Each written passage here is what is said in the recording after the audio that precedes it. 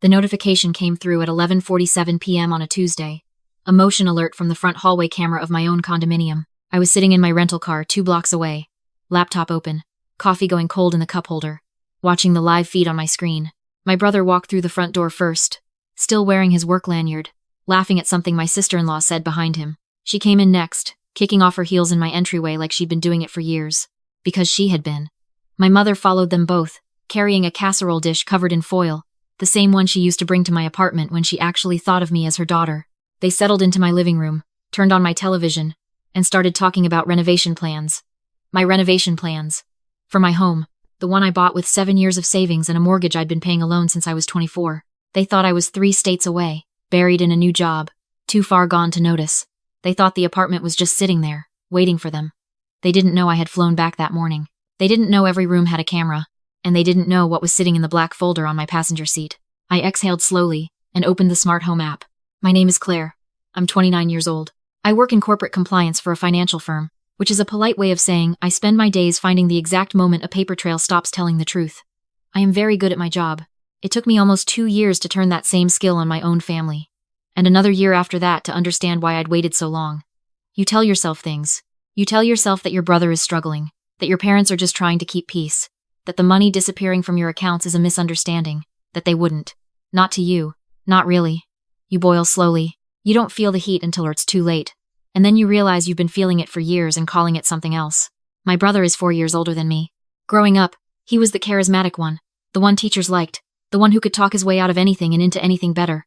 I was the quiet one, the studious one, the one who got a scholarship, worked 2 jobs through college, graduated without debt, and then kept working while he borrowed money from our parents and called it temporary. He married my sister-in-law 3 years ago. She is charming in the way that a locked door is charming. She looks solid right up until she slams in your face. When I bought my condo, I was 24 and terrified. I'd saved for 3 years, eaten rice and beans twice a week, skipped every vacation, said no to every happy hour, and finally put down a payment on a 2-bedroom in a building I loved. My brother drove me to the closing. He seemed proud of me. He helped me carry boxes. He made a joke about using the guest room when he needed a break from his wife, and we both laughed, and I didn't think anything of it. 6 months later, I took a position in a different city. It was a career opportunity I couldn't pass up, a senior compliance role that would have taken me another 4 years to get where I was. I told my brother I'd be gone for 12 to 18 months. I asked him to check on the place occasionally, forward any mail, make sure nothing went wrong. He offered, actually. He said it without me asking. He said he and my sister-in-law were looking for somewhere to stay, while their lease renewed. I said they could use the guest room for a few weeks. I asked if they could cover utilities while they were there. He agreed immediately. I flew out the next Sunday, feeling lucky to have someone watching the place. That was 22 months ago. For the first few months, everything seemed fine. He would send me a photo of the living room occasionally, text me that the plants were watered. My sister-in-law would message me asking where I kept the good pots. I answered and didn't think twice. Then the utility bills started coming to my phone looking wrong, higher than they should have been. I asked my brother about it and he said they'd had friends over. A few weeks later, I noticed a charge on the building management portal, a parking space reassignment in my name to my brother's car. Permanent reassignment. I called the building office and they said my brother had come in with documentation saying I'd authorized it. I hadn't. I called him. He said it was easier to just sort it out in person and that I was being paranoid. My mother called me that evening and told me I needed to be more patient, that my brother was going through a hard time, that he was family. I hung up and opened a spreadsheet. I started logging everything, every charge, every access request, every piece of mail that arrived at the condo address in my name that my brother never forwarded, the HOA fee increase notice, the property tax statement, the certified letter from a debt collector I'd never heard of. I called the collector and learned that someone had opened a line of credit using my name and my address and my social security number. The credit line was $12,000. It had been maxed out 11 months ago. The address on the account was my condo. The email on the account was an address I didn't recognize. I ran the domain. It resolved to a hosting account registered in my brother's name.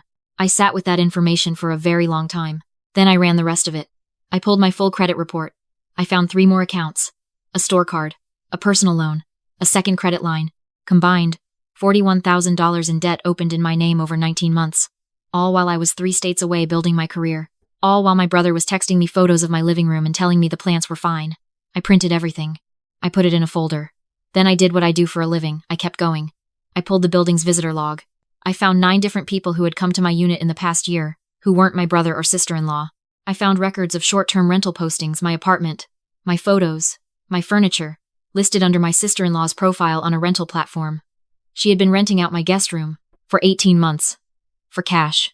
While I paid the mortgage. The moment I broke wasn't any of that. The moment I broke was a Thursday in March. I had just wrapped a 14-hour day auditing a subsidiary's accounts. I was sitting in my office at 10 o'clock at night, and I got a call from an unknown number. It was a woman I'd never met. She said she'd rented my condo through a third-party listing, and that she had left a piece of jewelry in the guest room, a ring her mother had given her, and she was trying to get it back, and the host had stopped responding. She had my name from the building directory. She thought I was the host. She was very polite.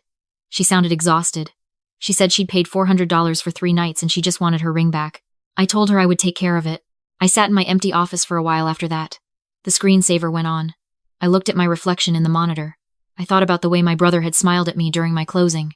I thought about my mother with her casserole dish and her voice asking me to be patient. I thought about the woman's ring sitting somewhere in my guest room, in my home, taken from a stranger by people I had handed my keys to. Then I stopped thinking and started planning. It took me 4 months. I flew back twice without telling anyone. On the first trip I installed cameras, small ones, the kind that look like smoke detectors and USB chargers. I put one in the entryway, one in the living room, one in the hallway outside the guest room. I added them to my own account on a network they couldn't see. On the second trip I met with a real estate attorney. I reviewed every document attached to my property. The deed was clean, my name, unchanged. My brother had never found a way to touch it directly. He didn't need to. He was just living inside it and bleeding everything around it while I was too far away to see. I had my attorney send a formal notice. Certified mail, signature required, 30-day notice to vacate, with a full accounting of the debt I had documented. I tracked the delivery. My brother signed for it on a Wednesday. He texted me that same afternoon saying I was being dramatic, and that we needed to talk like adults. My mother called me Friday and said I was tearing the family apart. My sister-in-law sent a long message calling me controlling and jealous and saying she had done more for that apartment than I ever had. No one mentioned the $41,000. No one acknowledged the rental income. They just closed ranks and waited for me to cave. I booked a flight for the following month. The 30-day notice expired on a Sunday. I was back in the rental car by Monday night. I had already called the building manager that morning and confirmed that only I, the owner of record, had any authority over unit access. I had the smart home system fully back under my profile. My brother had been using a code I set 3 years ago. I reset it that morning from 35,000 feet. I watched them come home on my screen at 11:47 p.m. I waited until the living room lights went on and they were settled in. Then I opened the app and tapped lock. Every door in the unit, front door, balcony door, secondary entrance from the parking garage shifted to deadbolt. The click was mechanical and final. On the camera feed, I saw my sister-in-law look up from the couch. She frowned at something, went back to her phone. She didn't realize what had happened yet. I tapped the next command. Wi-Fi network reset, rerouted to a hidden channel I'd configured the week before. Their devices would show full bars, but nothing would load. No streaming. No social media. No way to call anyone without using cell data, which in my building's concrete and steel construction, was barely a bar on a good day. On my screen, everything remained clear. I was streaming every room in high definition. My mother moved to the kitchen and started cleaning up the casserole dish. My brother leaned back on my couch and picked up the remote. The screen on my television went blue. No signal. He hit buttons. Nothing changed. He called out to my sister-in-law. She shrugged. He stood up and went to the router I could see on the shelf. He unplugged it and plugged it back in. I watched the little device blink back to life on the network he couldn't reach, loyal only to me. That was when my sister-in-law stood up and started walking through the rooms. She was carrying her phone at arm's length, looking for a signal. She got to the hallway and stopped. She looked at the front door. She walked to it, grabbed the handle, pulled. It didn't open. She pulled again. She turned to look at my brother, with an expression I had never seen on her face before, something between irritation and something else, something smaller. He came over and yanked the handle. Nothing.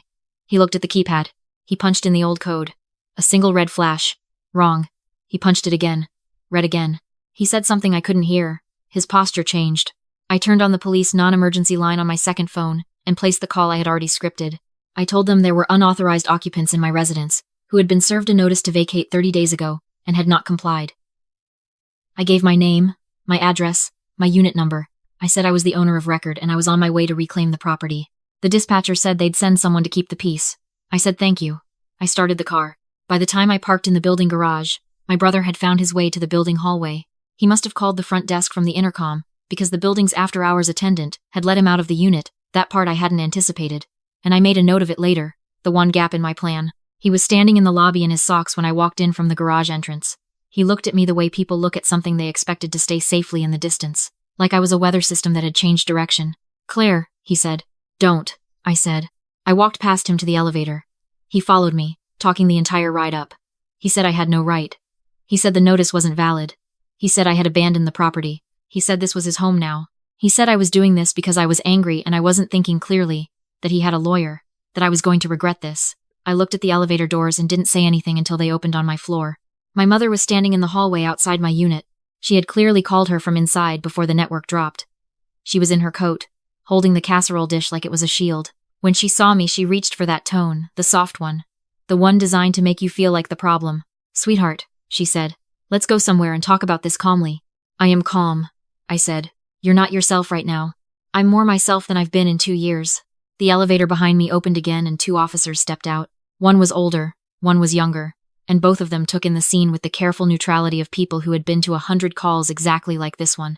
My brother straightened immediately. He had that skill. I'd watched him do it my whole life, the ability to rearrange himself the moment authority appeared. He became reasonable. He became the victim. "Officers, thank you for coming," he said. "My sister has been dealing with some mental health struggles and she's locked us inside the apartment. We're very concerned for her." The older officer looked at me. "Ma'am, can you tell me what's going on?" I held up the folder. I had been holding it under my arm since the garage. "I am the owner of this unit," I said. "I have the deed, the mortgage statements, and a 30-day notice to vacate that was signed for by my brother 3 weeks ago. He and his wife have been living here without my permission, renting out rooms on a third-party platform, and opening credit accounts in my name without my knowledge. This is the documentation." The officer took the folder. He opened it to the first page, which was a certified copy of the deed. My name, my signature, the county recorder's stamp. He flipped to the next page. He was reading, which meant he was not walking away. That was the first thing I needed. "She put us here," my brother said. "She told us to stay while she was gone. We have an agreement." "Do you have that in writing?" the officer asked. "It was verbal. She told me." "Do you have a lease?" My brother's jaw shifted. "We have an arrangement. She's been trying to evict us illegally." I turned to tab 3. "Officer, I've also included documentation of 4 fraudulent credit accounts opened in my name using this address as the billing address over the last 19 months. The combined balance is $41,000. I have the account numbers, the IP addresses used to open them, and evidence linking the registration email to a domain registered in my brother's name." My mother made a sound. My sister-in-law, who had come to stand in the doorway of the unit, went very still. The older officer looked at my brother differently now. "Sir, do you have any documentation of this verbal agreement? Texts, emails, anything in writing?" My brother pulled out his phone. He scrolled. He turned it slightly away from me, which told me he was looking for something he knew might not hold up. "I have texts where she gave us permission to be here." "Gave you permission to stay temporarily," I said. "Not to rent out rooms, not to open credit in my name, not to ignore a certified notice to vacate. Those charges have nothing to do with me," my brother said. "Then explain the email domain," I said.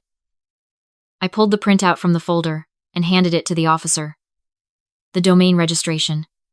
His name, his payment method, his address, the same email listed on every fraudulent account. He looked at it. He looked at my brother. He looked at it again. My sister-in-law stepped fully into the hallway then. She had her phone out, and for a moment I thought she was going to try to record something, but she wasn't. She was making a call. I watched her step closer to the officers, touching the sleeve of the younger one lightly, and when he turned to her, she lowered her voice in that particular way. That confiding way she had. The register she used when she wanted someone to feel like they were being trusted with something important. "I need to show you something," she said to him. "Something about her that you need to know before this goes any further." The younger officer stepped slightly apart with her. I watched from the corner of my eye. She opened her phone and showed him something. Then she reached into her coat pocket, and what she took out was a small plastic bag, the kind that comes from a pharmacy, and inside it was a white powder I had never seen before and had certainly never owned. "She was acting erratic on the phone earlier," she said, loud enough for everyone to hear. "I found this in the bathroom after she left. I think she has a problem. I think that's why she's doing this." The younger officer looked at the bag. He looked at me. My mother clasped her hands together. She looked relieved, which told me this had been planned, which told me they had talked about it before they came that night, which told me everything I had already suspected about how they operated when their backs were against a wall. "There's a camera in that smoke detector," I said, pointing above the doorframe. "It has been recording continuously since 11:47 p.m. I have the full feed on my phone. It shows the hallway, the entryway, and everything that just happened." I turned the screen toward the older officer. I had the clip pulled up already. My sister-in-law reaching into her coat pocket before she stepped into the hallway. My sister-in-law palming the bag. My sister-in-law making contact with the younger officer and staging the handoff. The younger officer stepped back from her. He pulled out gloves. "Ma'am," he said to my sister-in-law, "I'm going to need you to stay where you are." She opened her mouth. closed it, opened it again. It's not what it looks like. I was showing him something I found. I was trying to protect. The camera has audio, I said. She stopped. There was a long moment where no one said anything. The building hummed around us. Down the hall, a neighbor's dog barked once and went quiet. My mother was looking at the floor. My brother had his hands in his pockets, and his jaw was working the way it did when he was calculating something. He had been calculating since we were children. He calculated his way through every consequence he had ever faced, and he had always found an exit. I had spent my whole life watching him find exits. I opened the folder to the last tab. The rental income, I said. 18 months of listings on the platform. I have the transaction records. The payout account is in my sister-in-law's name. That's not rental income, that's commercial use of a private residence without the owner's consent, using a platform that required her to fraudulently certify she had the right to rent the property. That's wire fraud. That is absolutely not. The renter who contacted me in March, I said. She left jewelry. I have her contact information if your investigators need a witness. The older officer had stopped flipping through the folder. He was looking at my brother now with the particular steadiness that law enforcement uses when they have stopped trying to figure out who is telling the truth and have started figuring out what to charge. Sir, he said, I'm going to ask you to step away from the door. My brother didn't move for a second. I saw something cross his face. Something I had been waiting a long time to see, not guilt. He didn't do guilt, but the recognition that the exit wasn't there this time, that he had walked into a room that I had built, and there was no door he hadn't already locked himself. This is not legal, he said. His voice was different, thinner. This isn't how eviction works. You can't just lock people out of their home. It's not your home, the older officer said. The deed says it isn't. I want a lawyer. You can call one from the precinct. My mother reached out and grabbed the officer's arm. She was crying now, which I had also expected, because tears were currency for her, because they had bought her out of accountability for 30 years. Please, she said. He's my son. She's my daughter. This is a family matter. Can't we just... Ma'am, the officer said, not unkindly. Your son opened $41,000 worth of credit cards in your daughter's name. That's not a family matter. That's a federal crime. She let go of his arm. The younger officer stepped toward my sister-in-law with handcuffs. She turned away instinctively, and for a moment, it looked like she was going to run. And I think the officer thought so too because he moved to block the hallway. But she didn't run. She just stood there as the cuffs closed, staring at me with an expression I had seen in her eyes for years. A low-burning contempt she had never quite bothered to hide. Only now it was mixed with something new. The dawning comprehension that I had not been what they thought I was. That I had not been fragile or absent or easy. My brother was taken next. He said my name twice as they walked him to the elevator. Just my name. Nothing attached to it. Like a question without a question mark. I didn't answer. The elevator doors closed. My mother sat down on the floor of the hallway with her back against the wall. She still had the casserole dish on her lap. She looked smaller than I had seen her look in a long time. I didn't know about the credit cards, she said. I know you didn't. I thought you had agreed. He told you what he needed to tell you, I said. He's been doing that his whole life. You know that. She didn't say anything. You can call a car from the lobby, I said. The building attendant will help you. I went inside. I reset the front door code. I stood in my entryway and looked at my apartment, at my furniture rearranged, at the scuff marks on the wall from where they'd hung something, at the faint smell of someone else's cooking, still in the air. I opened the windows. I walked through each room checking the cameras, reviewing timestamps, making sure everything had recorded cleanly. It had. Every second. Clean and clear. In the kitchen I found 2 of my grandmother's wine glasses on the counter, lipstick on one rim. I washed them both. I poured myself a glass of water and drank it standing at the sink looking out the window at the city below, at the lights going on and off in other people's lives. I was very tired. I had been very tired for a long time. The charges filed 4 days later. Identity fraud, wire fraud, unauthorized use of financial accounts. The evidence packet I submitted was described by the DA's office as one of the most thorough they had received from a civilian complainant. My brother's attorney called mine twice in the first week. He was, my attorney said, very interested in discussing a settlement. I was not interested in discussing a settlement. My sister-in-law pleaded out on the wire fraud charge. The rental platform banned her account and issued a statement to my attorney. The woman whose ring had been left in my guest room, I had found it in the back of the nightstand drawer. I mailed it back to her with a note. She sent me a card that I kept on my desk for a long time. My mother called me 6 weeks later.